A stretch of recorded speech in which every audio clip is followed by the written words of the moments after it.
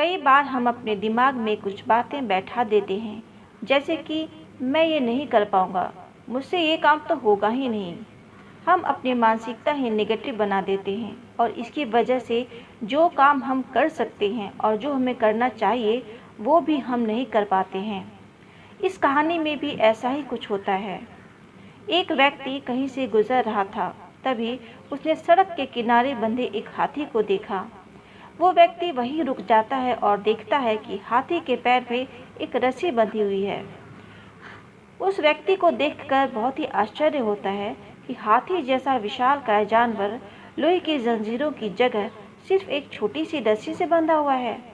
हाथी चाहे तो इस रस्सी के बंधन को तोड़कर कहीं भी आसानी से जा सकता था, लेकिन किसी वजह से वो ऐसा नहीं कर रहा था। हाथी इस रस्सी के बंधन को तोड़कर क्यों नहीं जा रहा है, ये जानने में उस व्यक्ति को बड़ी दिलचस्पी हुई। उस व्यक्ति ने पास में खड़े महावत से पूछ ही लिया कि ये हाथी क्यों इतना शांत खड़ा है और क्यों वो भागने का प्रयास नहीं कर रहा है। महावत ने कहा, जब ये हाथी छोटा था तभी से उसे इस रस्सी से बांधा जाता है। उस समय इसके पास इतनी शक्ति नहीं थी कि वो इस बंधन को तोड़ पाए। उसने तब इस रस्सी को तोड़ने की बहुत कोशिश की थी, किंतु वो हर बार असफल रहा।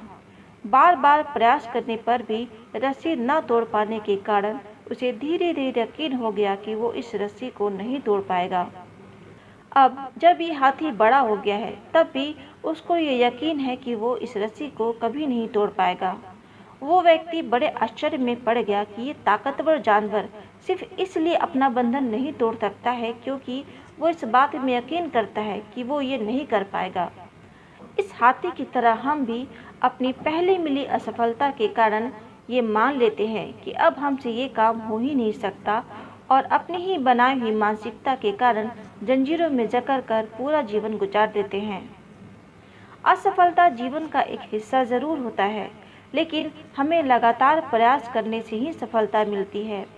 अगर आप लोग भी ऐसे ही किसी बंधन में बंधे हैं जो आपको अपने ही सपने सच करने से रोक रहा है, तो उसे तोड़ दीजिए, क्योंकि आप हाथी नहीं, इंसान हैं।